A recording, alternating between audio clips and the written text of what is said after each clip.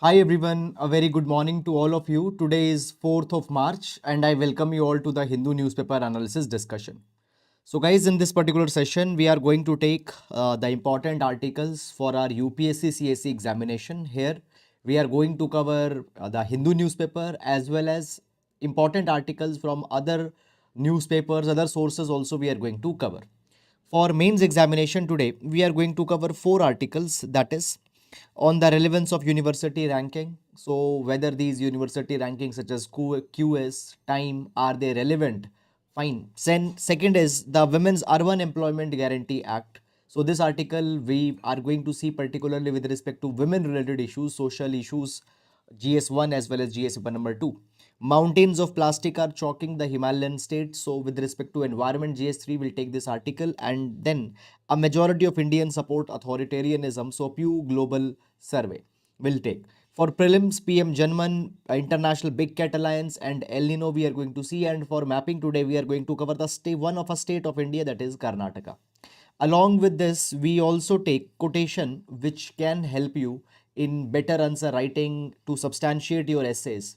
Then along with the quotation, we also take current affair based MCQ questions for practice. These current affair based MCQ questions are picked up from the topics that we have already discussed, and they are taken on Telegram channel. So in a quiz format, you can attend them there. Fine. So that is all about it. And now let's get started. So first, let's see quotation for today. So today we are going to take quotation from Martin Luther King Jr. So Martin Luther King Jr. He says, let no man pull you low enough to hate him. Let no man pull you low enough to hate him. Okay. So basically, what the article talks about, fine, it has been provided that basically a person, you should always have your set boundaries. You should have always set boundaries, and in that particular boundaries you should be living with certain standards, and therefore let no man pull you low enough to hate him. Fine. Never give such kind of leverage to the people that they pull you so much that you become a center for hatredness, okay, or a person who is hated. Fine. Now, this particular quotation, this particular idea can be used for GS paper number 4, okay, as well as for essay. Now, let's take first article for today on the relevance of university ranking. Okay, now this particular article we are going to see with respect to GS paper number 2 as well as GS paper number 1, issues related to education, Okay, now first of all, before going in this particular article, let's understand some basic background. Before going in this particular article, let's understand some basic background things. Okay, fine. So basically, when we talk about higher educational institutions, so there is a global ranking that is conducted, and these global ranking are conducted by many institutions. For example, there is QS World University Ranking, Quickrelly Simons World University Ranking, there is a Time University Ranking, and many such kind of rankings are there. QS happens to be one which is the most popular one. Actually, what happened in these QS rankings, universities are ranked globally, and if I tell you India's status, none of the Indian university come in top 100. There are 3 universities that come in top 200. Okay. Now it is being said that these university ranking are often considered as a gold standard. They are often considered as a gold standard, and all the countries, they are running in a frenzy to improve the ranking of their universities in this QS World University Ranking. Now, guys, when we talk about the countries such as China, Japan, Russia, they have invested heavily. To improve their university ranking. But now this particular article is disputing that whether we should rely so much on these particular rankings, Okay. So first of all, what are the major ranking systems? Let's understand them. So there is a Times Higher Education Ranking, Quickrelly Simons Ranking, QS Ranking, Academic Ranking of World Universities, which is also called as Shanghai Ranking.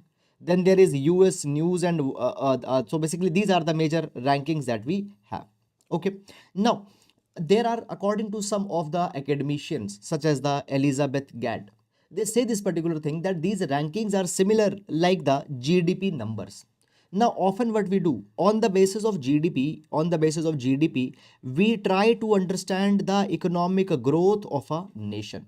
So, if GDP number is going up, we say that a nation is doing all well. But under the garb of GDP, a lot of things get missed out. For example, if GDP is good, it does not mean that there is no inequality. Inequality can be high. If GDP is good, there might be the situation that a country might be exploiting so much of environment. They might not be going towards the sustainability. So good GDP does not reflect whether your growth is sustainable or not. Good GDP does not reflect that whether women are given equal opportunity or not. Good GDP does not reflect good GDP does not reflect that what is the level of inequality, how welfare oriented the state is. GDP number never tells all these particular things, but still what we do, we rely a lot on GDP. We rely a lot on GDP. So as GDP is flawed, these rankings are also flawed. These rankings are also flawed. Now see this particular thing, that actually what these rankings do. These rankings give a unidimensional score, that for example, this is rank one rank institution, second institution ranked third.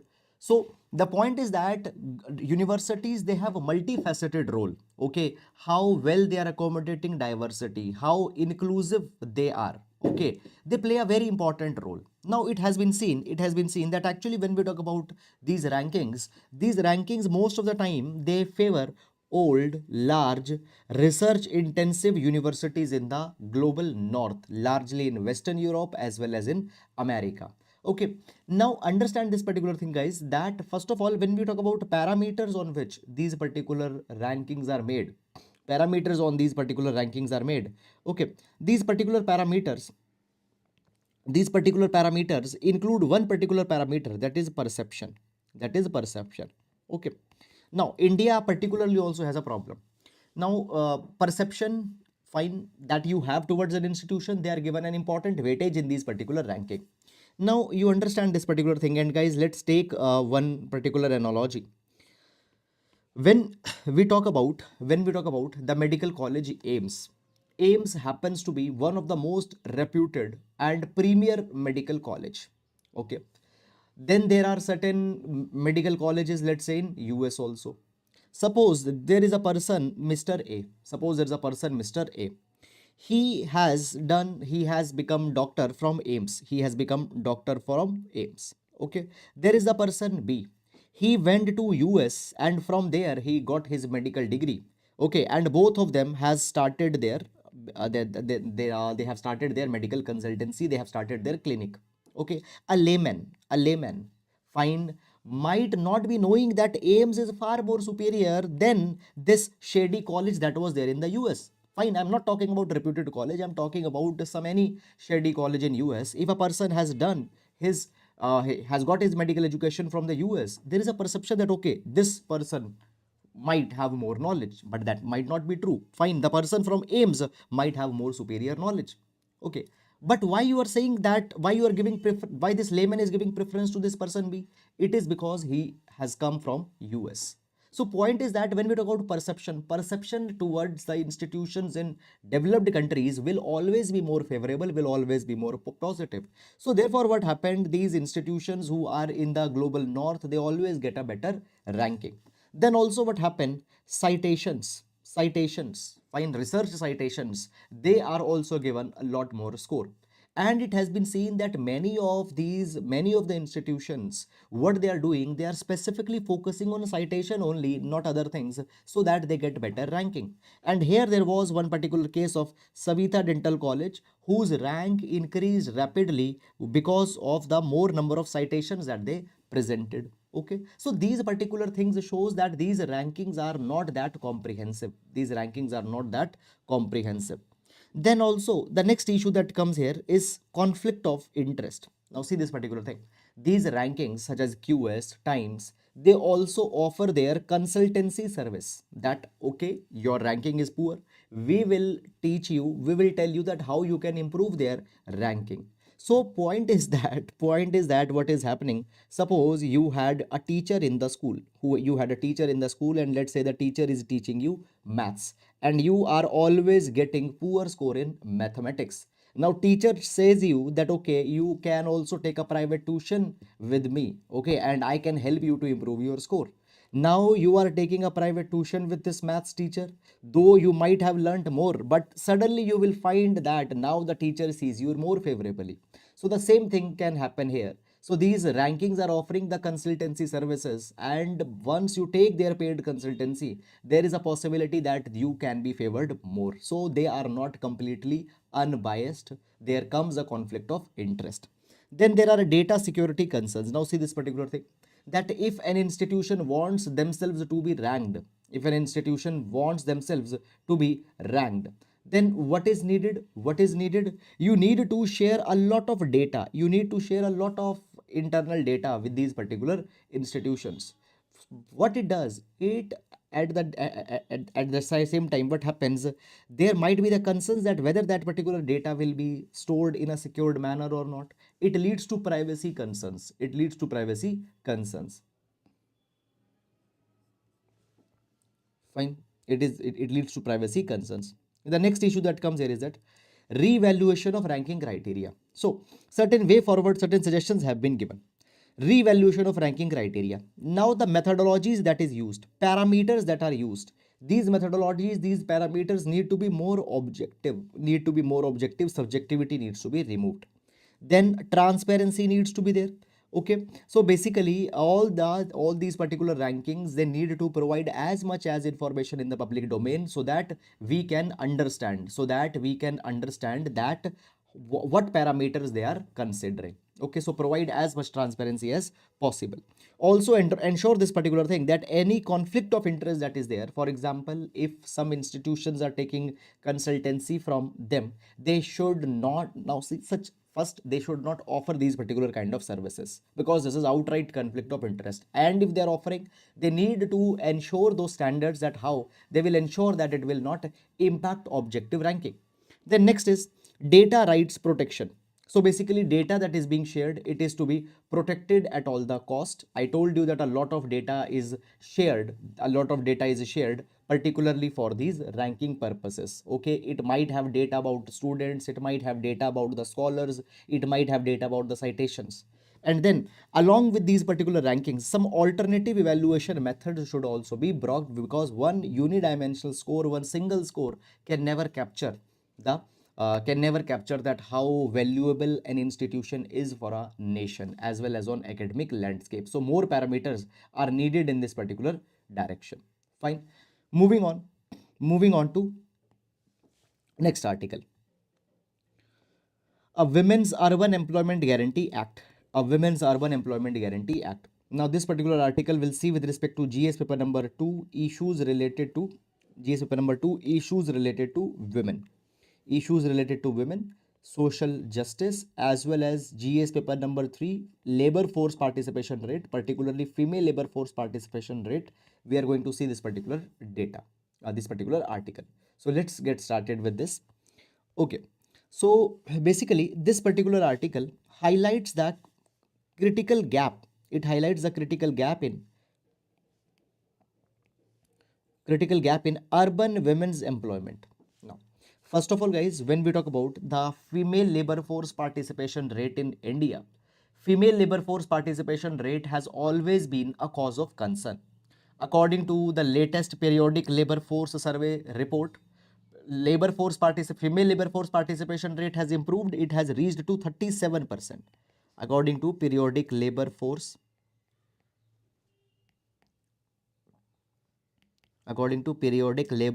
survey report, female labor force participation rate improved to 37%.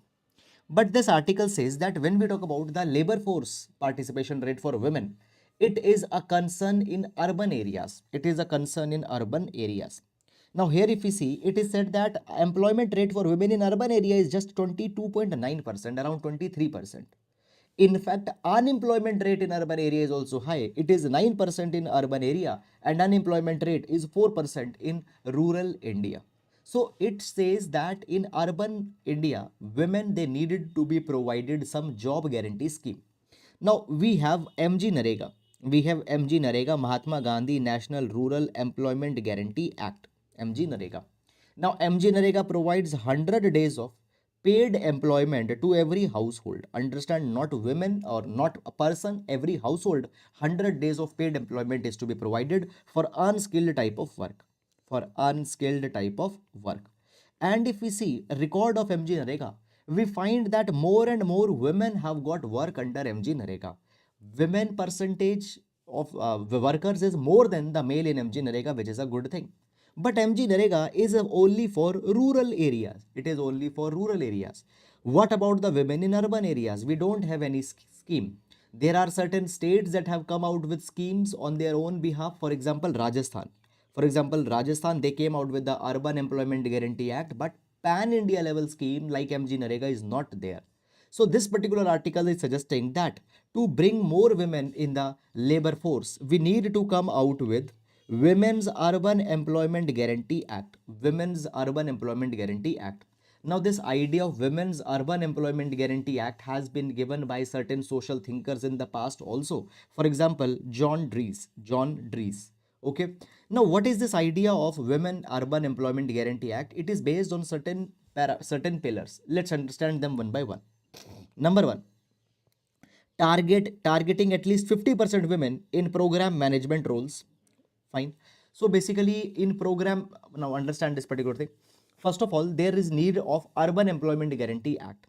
Okay, Urban Employment Guarantee Act is needed in India. Now, who is going to plan that program? For example, guys, even in MG Narega, they are the people who specifically manage a work site. In these work sites, women have been given an important role. Majority of work site managers in MG Narega are women. So it has been provided that in Urban Employment Guarantee, in the management of this entire program, 50% role should be given to the women. It has been provided to enhance the women participation. Work sites which are hiring the women, they should have the basic facilities such as the facility of a child care. A creche facility needs to be there. Many number of times women, when they become mother, they drop out from the work because they have to take care of their child. So on the work sites, if the facilities such as child care, a creche will be there, more and more women will be comfortable to come on the work. Then it is provided that women should be provided work under Urban Employment Act within a radius of 5 km so that they can travel easily, and also they should be provided a free transportation. It will nudge more and more women towards the work. Then it has been provided that urban works, now see, in MG Narega, there are different types of jobs that are done, okay, but in rural areas, the MG Narega type of works might not be done, okay. Fine. So in urban areas, the work such as plantation, harvesting reeds, okay, addressing local needs, maintaining public park, maintaining public utilities, such kind of works should be included. Then there should be a detailed welfare board. Fine. Basically there should be a welfare board which will look for the welfare of the women. Maternity entitlements should be given to the women. Fine. Pensions should be given to the women. There should be an emergency fund where women who are facing the crisis, they should be helped. Fine. Then apprenticeship for the college women. Training centers should be encouraged so that women get skill. Okay. Now, the next thing is that basically it is also provided that if we are going to implement this particular act, it is going to cost some money. This particular act, it is going to cost some money. But it is said that it will cost just 2% of GDP. It will cost just 2% of GDP, which includes wages, materials, administrative expenses, everything. But as this will focus entire class of women, this expenditure is not that much given the empowerment that it will give to women. It is provided that this particular employment to the women will not only be a social scheme, but what it will lead to, it will give them financial autonomy. It will impart skills in them. It will give them better job opportunities, and by that we will better be able to leverage the demographic dividend. Also, what will happen, gender empowerment is also provided in our sustainable development goals. So therefore this is important, and we can learn from the example of certain states. For example, Karnataka. So Karnataka, basically women have been given the role to ensure end-to-end waste management. So in the waste management, end-to-end role is given to the women. Fine. So therefore, such kind of examples are the good. Other states should follow it, and soon on a pan-India level, an urban employment guarantee act should also be coming out with. So that is all about this. Now moving to next article. Mountains of plastic are choking the Himalayan state. Mountains of plastic are choking the Himalayan state. Now this article will see with respect to GS paper number 3. GS paper number 3 environment. GS paper number 3 environment. So let's get started with this. Now, basically, in the past few years, guys, we have seen this particular thing that Himalayas are facing a big time problem, and this problem is lot of wastage that is getting disposed in Himalayas in an unsustainable manner. Fine.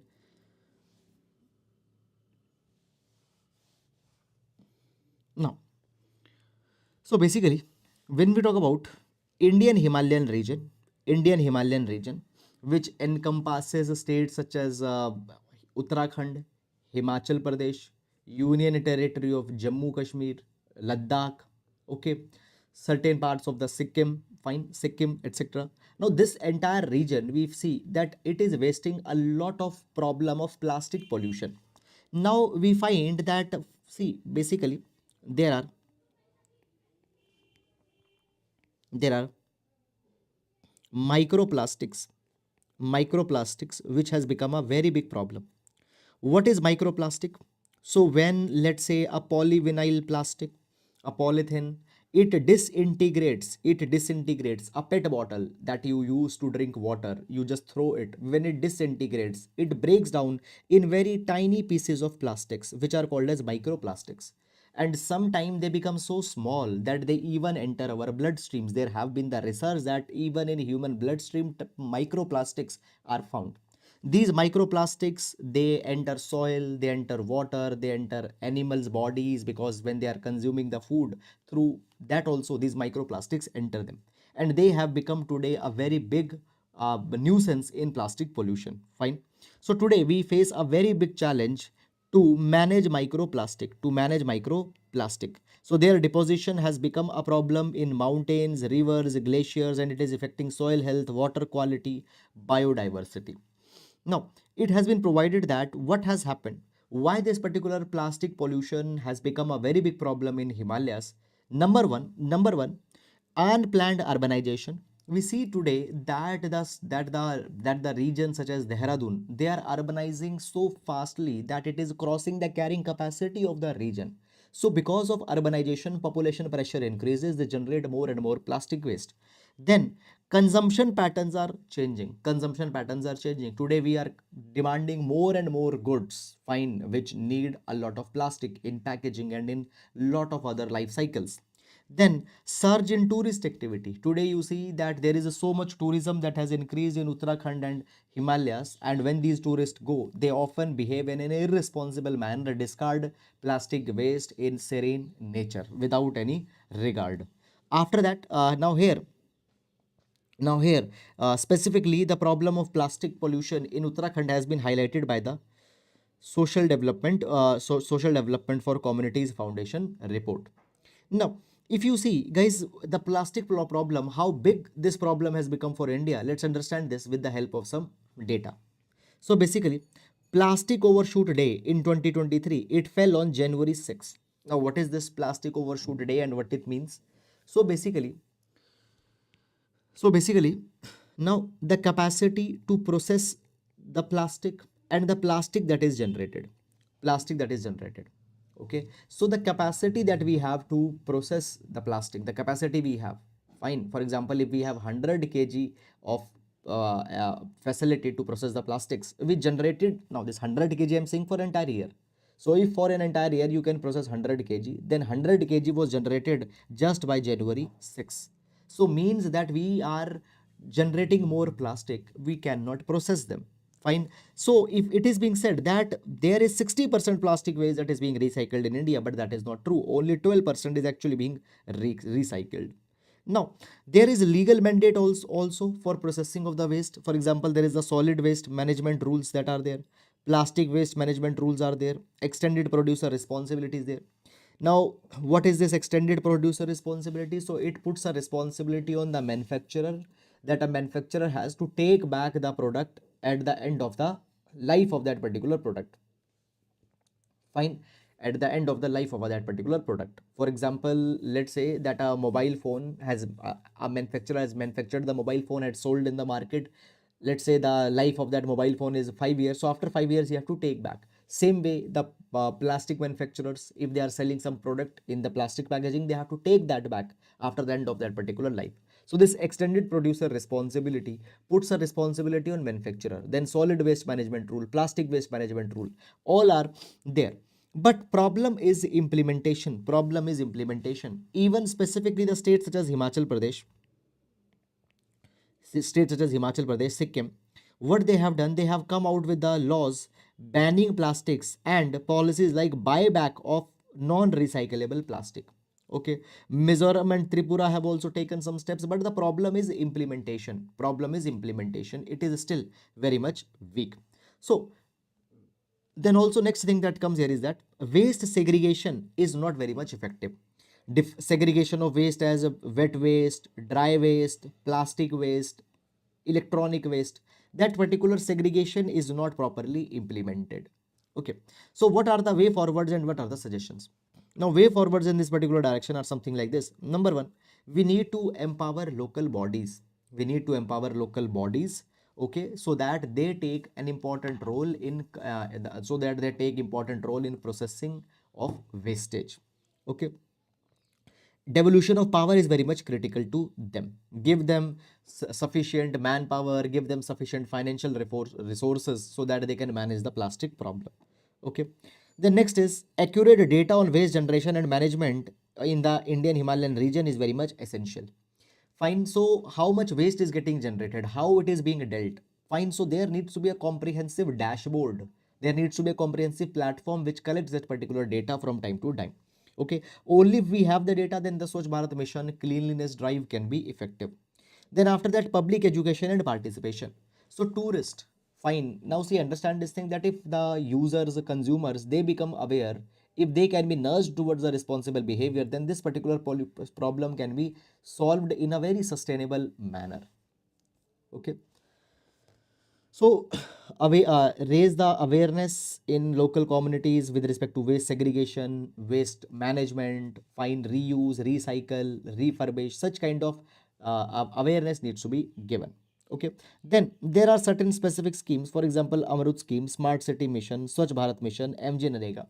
So these particular schemes should be used. For better waste management. For example, under MJ Narega, the communities can be given the work with respect to the people can be given work with respect to waste segregation, waste processing can be done through the MJ Narega workforce. So this is something that needs to be focused here in this particular dimension. Now, moving on to next article. A majority of Indians support authoritarianism. A majority of Indians support authoritarianism. Pew survey. So, Pew, it is a research foundation which releases its surveys on many social political themes from time to time. Recently, it has released a survey. By the name of Global Attitude Survey 2023. Global Attitude Survey 2023. And in this Global Attitude Survey 2023, they have asked question. They have asked a question from the people with respect to that how what are their beliefs on democracy. Will they support a strong state or will they support a democratic state? Such questions have been asked. So let's understand what are the findings, and these particular findings and data you can use in your answers in GS paper number 1 as well as in essay. You can use these particular data. So let's see this thing. So basically, what has happened according to this particular survey? First of all, the question was asked with the people question was asked that whether you support the strong government, fine. So basically what happened, so percentage of people who believe that governance by a strong leader or military rule will be beneficial. So in US 32% people feel that a military rule will be beneficial. In Canada 27% people believe that a military rule or a strong government is more beneficial. But in case of India, 85% people. In case of India, 85% of people feel that a strong leader which acts without taking advice from judiciary, without taking advice from legislature, is not accountable to opposition. Either that type of leader or a military ruler will be beneficial for India. Okay, so basically 85% of people said that military rule or rule by an authoritarian leader would be good for the country. And India's share was the highest among the 24 countries that has been surveyed. Okay, highest share. Now, basically the article says this particular thing, that actually what has happened time to time, people's support to more stronger government, people's support to more authoritarian type of government is increasing. So in 2023, if we see the share of Indians who believe that representative democracy is a good way of governance, it has declined. So in 2017, more people believed that representative governance, democracy is good form of political system, but that number is declining considerably. Let's see the numbers also.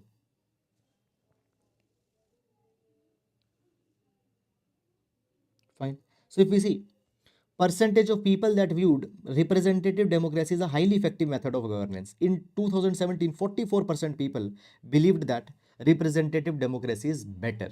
But this number declined to just 36%. This number just declined to 36%. Fine. So this is something that is happening. Now survey also asks the preference for two type of leaders, authoritarian leader or a military ruler. I've said that their preference is 85%. Now if we see the countries such as Sweden, in Sweden that kind of preference was just in 8% of the people. So we find this particular thing that in developed countries, such in developed countries and in the countries of global north, preference for democracy is still more, but in the countries of Asia Pacific, Africa region, preference for democracy is declining. Preference for democracy is declining. Okay. Also, percentage of who said that experts rather than elected leaders should be in charge of making crucial decision. So basically this number, okay, basically this number was 65%, it increased to 82%. So now what this particular number is about, that how many of you believe that experts should be given the charge of ruling rather than elected leaders. So this number increased to 82% from 65%. Okay, so this is guys all about this. Fine. Now these particular data can be substantiated for your answers in the examination, so please use these particular data. So that is all about it. And now moving to the next article. So now these articles specifically we are going to see for the prelims examination. Specifically we are going to see these articles for the prelims examination. So first article is PM JANMAN. PM JANMAN. Okay. Centers housing scheme for tribal groups facing hurdles due to lack of accurate data. So PM JANMAN has been mentioned. So let's understand PM JANMAN. So recently government launched PM JANMAN. Now this PM JANMAN is a government scheme to bring tribal communities in the mainstream. Now understand this particular thing. This is a convergence scheme. This is convergence scheme which is based on which aims to increase saturation, let's understand what does it means. So basically convergence scheme is that particular scheme in which multiple ministries, multiple departments, multiple schemes come together. Okay, now this is a convergence scheme where multiple departments and ministries come together. They will not bring any new money, they will not bring any new resource. Existing schemes will be leveraged, they will be reoriented, and they will be provided effectively to the people. Let's understand this thing. For example guys, let's understand this thing. When we talk about this particular schemes focuses on PVTG, particularly vulnerable tribal group. Now when we talk about tribals in India, fine, so it is provided that around India has scheduled tribal population of around 10.45 crore, but within these tribal 75 communities are the ones which are even more backward, which are even more marginalized within the tribal. So tribal is not one homogeneous group. Within the tribal there is one group which is more marginalized. They are referred to as PVTG, particularly vulnerable tribal group. So they will be the focus area of this particular PM JANMAN scheme. Okay, now here what will be done, they will be aimed to provide basic facilities such as safe housing will be provided, clean drinking water will be provided, sanitation will be provided, education, health, all these things will be provided to the PBTG. Now if you see, we already have schemes for all these particular area. For example, PM Awas Yojana is there. PM Awas Yojana is there for housing. For water, there is Jal Jeevan Mission. There is Jal Jeevan Mission for water. For sanitation, there is Swachh Bharat Abhiyan. Okay. For education, there are multiple schemes, particularly for tribal education. There is Eklavya residential model schools. Okay, so if you see PM Awas Yojana, Jal Jeevan Mission, Swachh Bharat Abhiyan, Eklavya residential model school, all these schemes are there. But problem is that tribals are not able to take advantage of these schemes. A, they don't have basic documents needed to avail the scheme. B, they don't have awareness about these particular schemes. C, in general also, implementation and focus on tribal area is not that much. So under PM Janman, all the ministries will converge together and they will ensure that these existing schemes are provided to the tribal people, particularly the PVTGs. Are you getting it or not? Again, I am saying that it will not bring new funding. Existing schemes will be leveraged and will be provided them in a targeted manner. It will provide them basic services. It will provide them basic services. Along with that, documentations. Fine, sometimes because of the lack of documentations, they are not able to avail the schemes. That thing will also be focused. Okay, this plan also includes, this PM Janman also includes the establishment of Van Dhan Vikas Kendra for trading in forest produce, etc. Now, Van Dhan Vikas Kendras are already there, so they will further be rejuvenated. Okay, saturation means ensure that 90% plus people are covered. For example, let's say there is a scheme meant for a particular population. In that population, let's say 100 people are there. Now only 20 people are taking benefit of this scheme, means 80 people either they don't know about the scheme, they don't have basic documentation. So increasing saturation means that if 100 people are to be provided benefit, 90% at least are taking it. So that is to increase the saturation. So saturation will be increased for Pradhan Mantri Jan Arogya Yojana, sickle cell disease elimination program, TB elimination program. Fine, immunization will be reached. PM through PM Poshan, nutrition will be provided. PM Jan Dhan Yojana, bank accounts will be provided. So understand, now this is actually what we need today. Today we don't have the lack of schemes. We have multiple schemes. Problem is better implementation of scheme is not there. So rather than a lot of schemes, we need better targeting of schemes. And for better targeting of schemes, we need to converge schemes together under an umbrella program such as PM Janman. And from time to time, we need to provide it to specific cohort or population or a group of people. So that is about it. And now let's take the next. International Big Cat Alliance. International Big Cat Alliance. So India to establish international alliance to protect big cats. So if you remember guys, 1973 Project Tiger got started. 2023 Project Tiger completed 50 years. So as Project Tiger has completed 50 years, India has launched a program that is International Big Cat Alliance. And this particular program will protect the big cats. 7 big cats will be protected. That is tiger, lion, leopard, snow leopard, cheetah, jaguar, and puma. Okay, out of this, tiger is found naturally in India, lion is found naturally in India, leopard is found naturally in India, snow leopard is found naturally in India, cheetah are found in India. Okay, cheetah are found in India. Now, though cheetahs got extinct already, but now through translocation we have found and have translocated into the nature. So they are right now in India, but cheetah, Asian cheetah, it got already extinct. Now we have reintroduced. Okay. Now, when we talk about this particular International Big Cat Alliance, it aims to reach 97 rage countries where these big cats are found. Where these big cats are found. And Union Cabinet has approved a budgetary support of 150 crore rupees for the protection of these big cats. And what? And this headquarter of the IBCA, that is the International Big Cat Alliance, headquarter will be in India. And it will focus on transboundary conservation matters, fine large cats, fine their conservation, fine all the aspects of conservation will be taken care of, and India is emerging as a front leader in this thing. Okay, so that is all about it. Moving to next article. Fine. India to see warmer summer as El Nino conditions continue. India to see warmer summer as El Nino condition continue. So in this particular article, we are going to understand the basics of El Nino, La Nina as a part of our geography. Okay.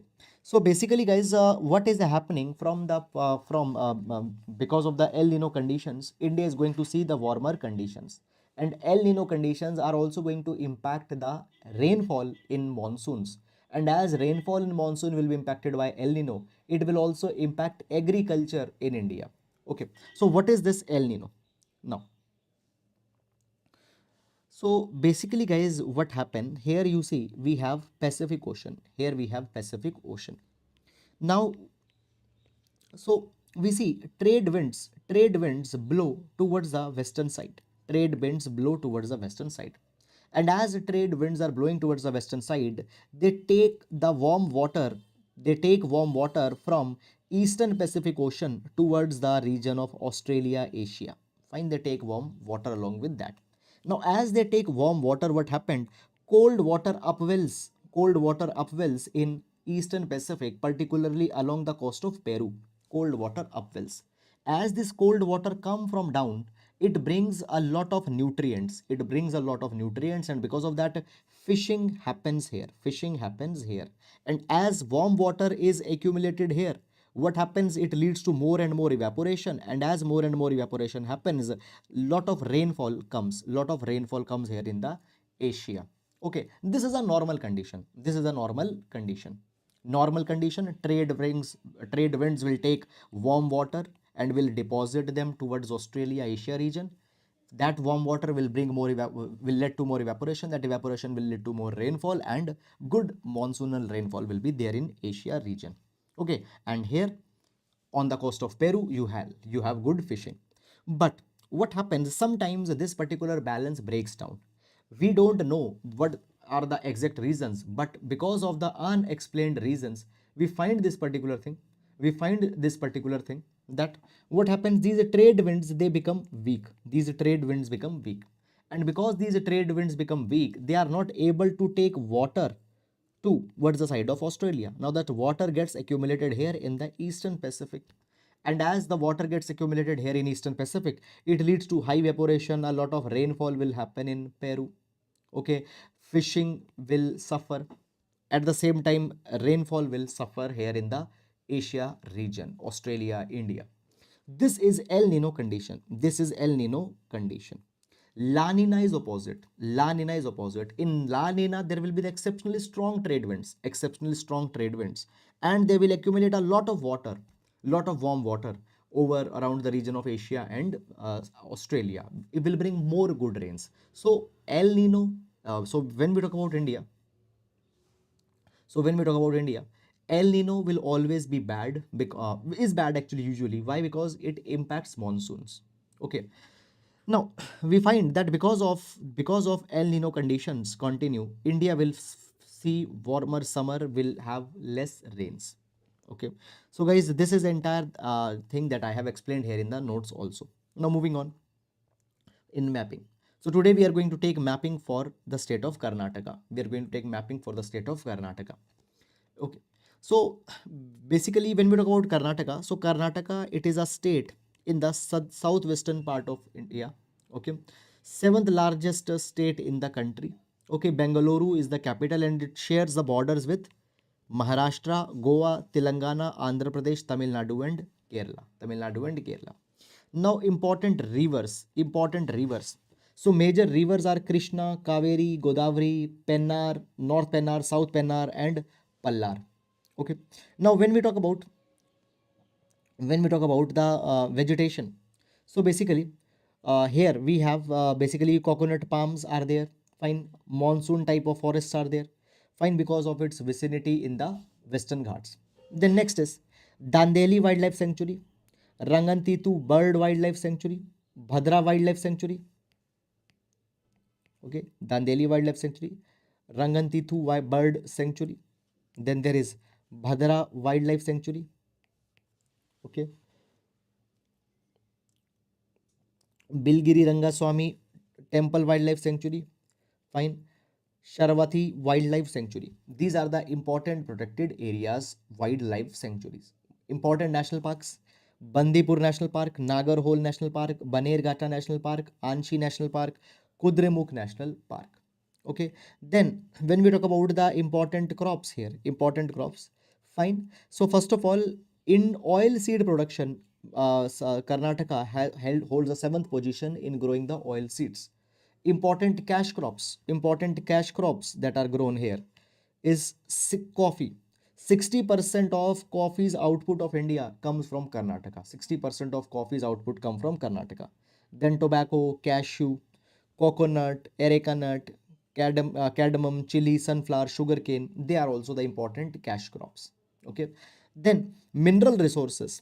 Okay, so chromite is the major mineral resource, and it is one of the few states in India that also produces the magnesite. Fine. High grade iron ore, it is found in the Bellary district. Fine. Kolar gold fields are also there. Fine. Then okay, sole producer of felsite. Fine. So this is something that are the important aspects with respect to the Karnataka. Granite reserves are also there. Okay, so this is guys all about the important aspects with respect to Karnataka. Please download these synoptic notes and use this particular notes for your revision. So that is all guys about the session for today, and with this we come to an end to the today's session. So we'll be meeting guys tomorrow. Till then, please take care of yourselves. Thank you so much. And if you have liked the session, please do hit the